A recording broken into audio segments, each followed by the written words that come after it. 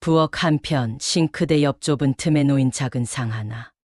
그 위에는 어제 먹다 남은 딱딱하게 굳은 찬밥 한 덩이와 멀겋게 끓인 물 한 대접.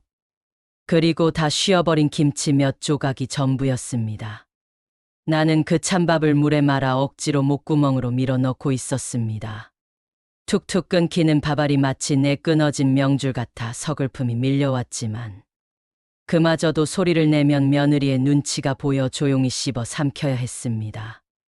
그 시각 거실 너머에서는 화려한 웃음소리와 함께 기름진 음식 냄새가 진동하고 있었습니다. 아들 내외는 유명 맛집에서 배달시킨 진수성찬을 늘어놓고 갈비를 뜯으며 즐거운 대화를 나누고 있었죠. 그들에게 이 부엌 구석에서 찬밥을 물에 마는 늙은 어미는 투명 인간이나 다름없었습니다. 아니, 어쩌면 빨리 사라져 주길 바라는 거추장스러운 짐짝이었을지도 모릅니다. 그때였습니다.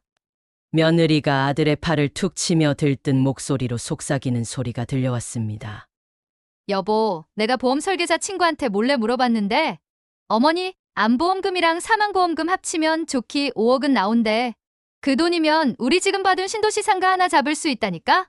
어머니 요즘 기침도 자주 하시고 안색도 안 좋으신데 그거 나오면 우리 인생 완전히 피는 거야. 정말 대박이지 않아? 그 말을 듣는 순간 입안에 머물던 찬밥이 돌덩이처럼 무겁게 느껴졌습니다. 가슴 한복판을 날카로운 송곳으로 후벼 파는 듯한 통증이 몰려와 숨을 쉴 수가 없었습니다. 내 귀를 의심하고 싶었지만 이어지는 아들의 반응은 더욱 처참했습니다. 그래? 하긴 어머니도 이제 연세가 있으시니까 우리가 그동안 모신 정성이 있는데 그 정도는 우리한테 남겨주시는 게 도리지. 여보, 상가 계약금 미리 알아봐야겠다. 눈물이 핑 돌았습니다. 아들 집 장만해 준다고 평생을 일군 내 집까지 팔아보탰던 날. 내 손을 꼭 잡으며 효도하겠다 맹세하던 아들이었습니다. 손주 녀석 기저귀 갈고 업어 키우느라 무릎, 연골이 다 닳아버린 3년의 세월. 그 헌신의 대가가 고작 내 목숨값으로 상가를 잡겠다는 계획이었다니요. 그들에게 저는 따뜻한 피가 흐르는 어머니가 아니었습니다. 그저 때가 되면 터질, 그래서 자신들의 화려한 미래를 완성해 줄 돈 나올 구멍인 늙은 노인일 뿐이었습니다. 며느리의 웃음소리는 더욱 커져만 갔고 거실의 조명은 눈부시게 빛났지만 제가 서 있는 이 좁은 부엌 구석은 끝을 알 수 없는 어둠 속으로 가라앉고 있었습니다. 내가 준 모든 것이 그들에게는 당연한 권리였고 이제 남은 마지막 하나, 내 생명마저도 그들은 탐욕스러운 눈으로 계산하고 있었습니다. 찬밥이 담긴 사발 위로 뜨거운 눈물이 툭 떨어졌습니다. 나는 그 눈물 섞인 밥을 다시 한번 씹었습니다. 그리고 결심했습니다. 내 인생을 갉아먹은 이 괴물들에게 단 한 푼의 유산도, 단 한 방울의 눈물도 허락하지 않겠노라고 말입니다. 남편을 먼저 보내고 혼자 남겨진 내게 아들 내외는 눈물까지 글썽이며 매일같이 찾아왔습니다. 어머니, 혼자 적적하게 계시지 말고 저희랑 같이 살아요. 넓은 집으로 이사해서 저희가 제대로 효도하겠습니다. 그 달콤한 말에 나는 바보처럼 마음을 열었습니다. 평생 남편과 피땀 흘려 일군 내 이름의 아파트를 미련 없이 처분했고 그 돈을 아들 명의로 된 강남의 넓은 아파트를 사는데 몽땅 쏟아부었습니다. 그때만 해도 나는 내 인생의 노을이 그저 따뜻하고 평온할 줄만 알았습니다. 하지만 그 환상은 이삿짐 센터 트럭이 떠나기도 전에 산산조각이 났습니다. 아들 명의로 등기가 넘어가자마자 며느리의 얼굴에서는 살가웠던 미소가 사라지고 서늘한 칼바람이 불기 시작했습니다. 어머니, 이제 같이 사니까 규칙은 지키셔야죠. 며느리가 내민 건 효도가 아니라 가혹한 식모의 삶이었습니다. 새벽 5시 모두가 잠든 시간부터 나의 하루는 시작되었습니다.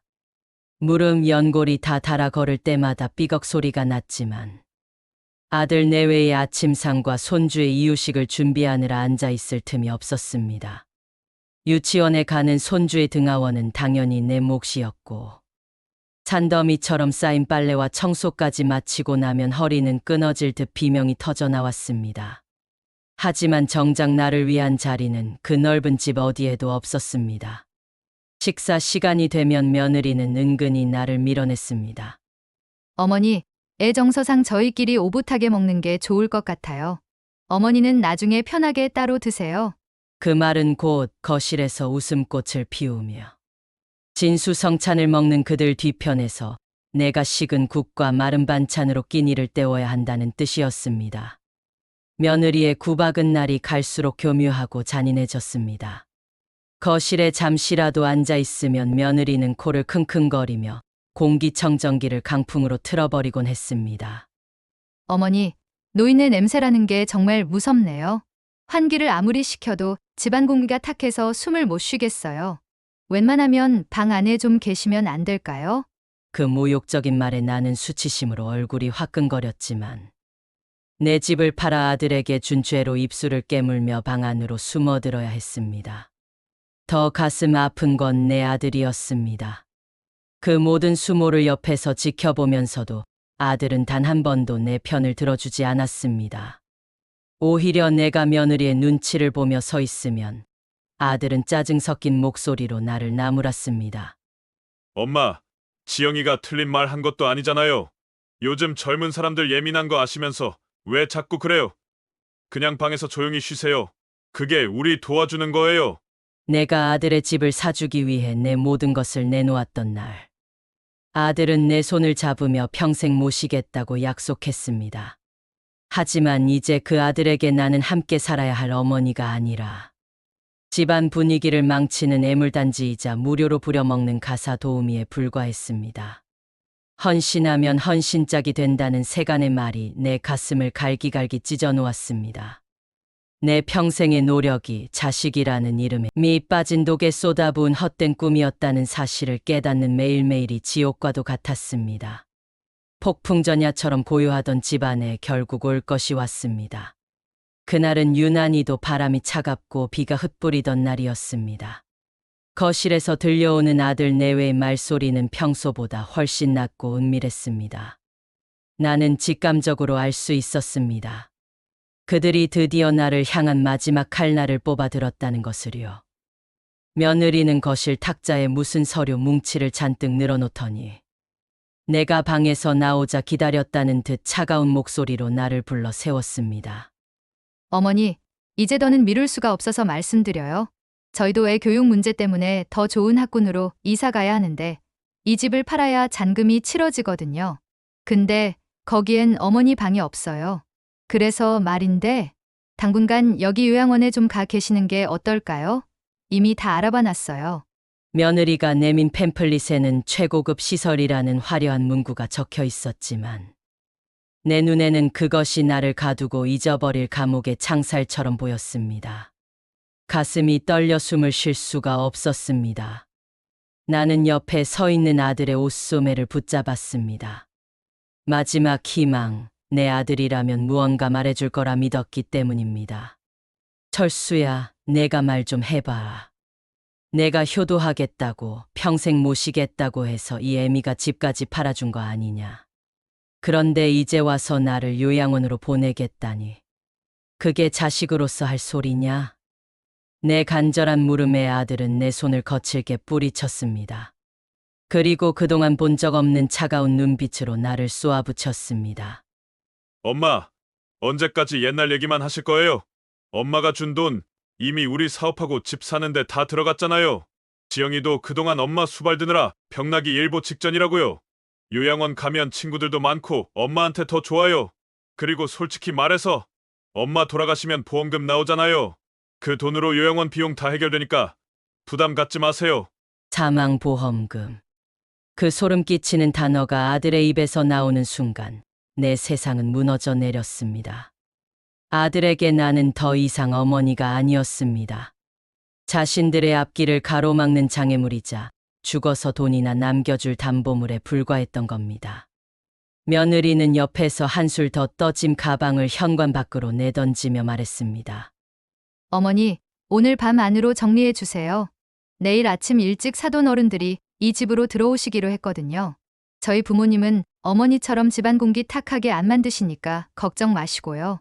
내 집을 팔아 아들 집을 사주고 내 무릎을 다 써가며 손주를 키웠던 3년의 세월. 그 끝은 빗물 섞인 차가운 바닥에 내동댕이 쳐진 짐 가방이었습니다.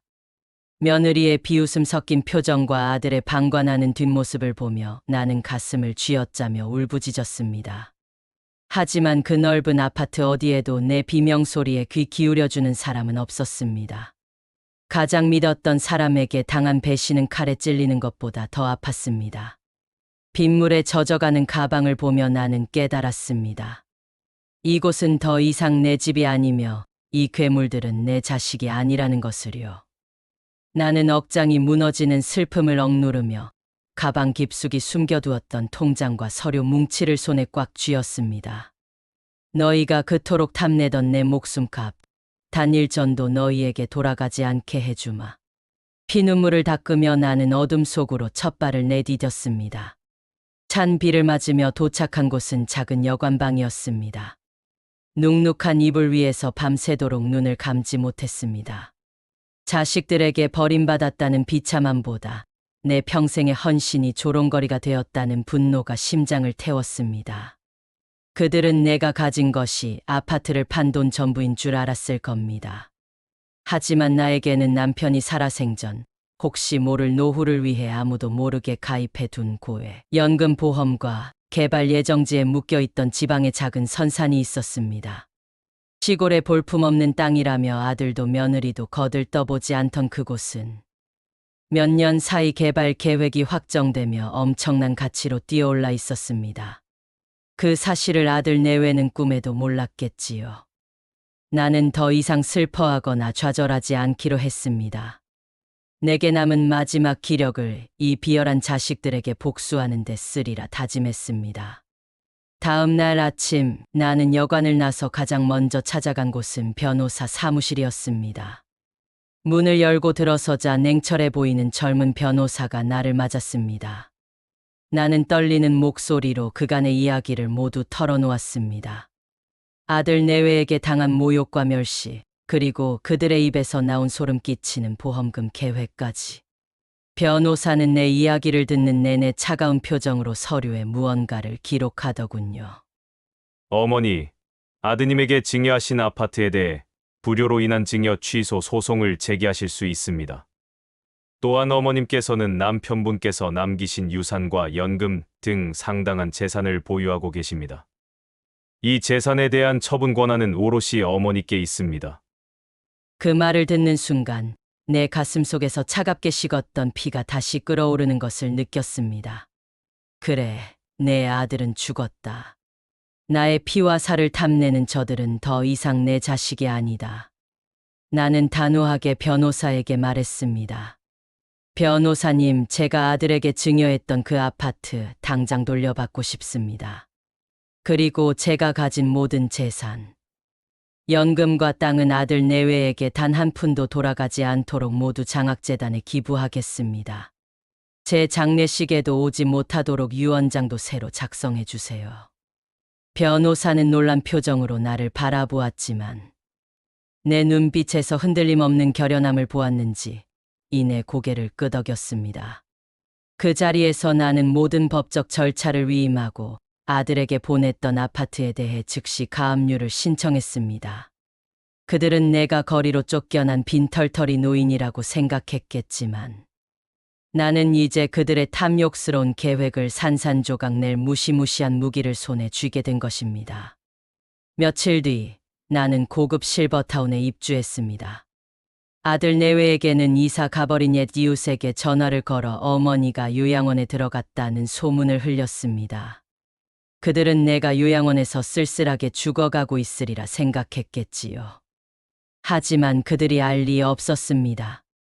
내가 이곳에서 최고의 대우를 받으며 내 노년을 행복하게 보내기 위한 새로운 삶을 시작했다는 것을요. 내 손에 들린 따뜻한 차 한 잔과 창밖으로 보이는 평화로운 풍경. 이제 더 이상 그들의 그림자에 갇히지 않을 것입니다. 그들이 탐냈던 내 목숨값은 이제 나 자신을 위한, 그리고 더 나은 세상을 위한 가치 있는 일에 쓰일 것입니다. 내 연락처를 차단하고 내가 요양원에 들어간 줄로만 알았던 아들 내외는 한 달 뒤, 나라든 법원 등기 우편에 경악했습니다. 아들에게 증여했던 아파트에 대한 증여 취소 및 소유권 이전 등기 말소 소송 소장이었습니다. 그들은 처음에는 그저 늙은 어미의 치기 어린 발악쯤으로 여겼습니다. 변호사를 선임하고 소송에 나섰지만 변호사가 내민 결정적인 증거들은 그들의 입을 틀어막았습니다. 며느리가 나눈 보험금 통화 녹취록, 내가 집에서 쫓겨나던 날의 블랙박스 영상, 그리고 그들이 내게 행했던 모든 모욕적인 언행이 담긴 일기장까지. 변호사는 혀를 내두르며 이토록 완벽한 불효 증거는 처음 본다고 말했습니다. 결국 법정은 나의 손을 들어주었습니다. 아들 내외는 내가 평생을 바쳐 마련해준 그 아파트에서 쫓겨나야 하는 신세가 되었죠. 사업도 기울어 빚에 허덕이던 아들은 살던 집마저 잃게 되자 완전히 몰락했습니다. 며느리는 친정어머니를 모셔오려던 계획도 수포로 돌아가고, 동네방네 불효자 며느리로 소문이 나 고개를 들고 다닐 수 없게 되었습니다. 그들은 길거리에 나앉아 뒤늦게 나의 은밀한 재산, 즉 고액연금과 개발 예정지 선산의 가치를 알게 되었고, 땅을 치고 후회했지만 이미 때는 늦었습니다. 어느 날 실버타운에서 평온한 저녁 식사를 하고 있는데 경비원으로부터 면회 요청이 왔다는 전화를 받았습니다. 설마 했지만 그들은 정말 아들 내외였습니다. 초췌한 모습으로 무릎을 꿇고 울면서 저에게 매달리더군요. 엄마, 저희가 잘못했어요. 제발 한 번만 용서해 주세요. 저희가 엄마 잘 모실게요. 엄마, 그 돈 저희 좀 도와주시면 안 돼요? 구차한 변명과 돈을 향한 탐욕은 변함이 없었습니다. 나는 그들을 지그시 바라보며 단호하게 말했습니다. 너희가 그토록 탐냈던 내 목숨값, 내 5억짜리 보험금 말이지. 그 돈은 이미 장학재단에 모두 기부했다. 너희가 기다리던 그 연금과 땅도 마찬가지다. 너희에게 돌아갈 돈은 단 1원도 없다. 그리고 내 장례식에도 오지 마. 너희 같은 자식 둔 적 없으니 남남으로 살다 죽을 것이다. 아들 내외는 망연자실한 표정으로 멍하니 나를 쳐다보았습니다. 그들의 눈빛에는 분노와 함께 절망만이 가득했습니다. 나는 더 이상 미련 없이 몸을 돌려 실버타운의 따뜻한 로비로 걸어 들어갔습니다. 창밖에는 여전히 비가 내리고 있었지만 내 마음은 비로소 맑게 개어 햇살이 쏟아지는 듯했습니다. 몇 달 뒤 아들 내외가 파산했다는 소식을 들었습니다. 그들은 끝내 자신들이 그토록 탐했던 돈 때문에 모든 것을 잃게 된 것입니다. 나는 이제 더 이상 자식이라는 굴레에 갇히지 않고 오롯이 나 자신만을 위한 여생을 보내고 있습니다. 창밖으로 보이는 평화로운 풍경을 보며 따뜻한 차 한 잔을 마시는 이 순간이 바로 내가 누리는 진정한 행복입니다. 자식에게 모든 것을 바치면 결국 헌신짝처럼 버려진다는 뼈아픈 교훈을 몸소 깨달았지만 이제는 나를 지키고 나를 사랑하는 법을 알게 되었습니다.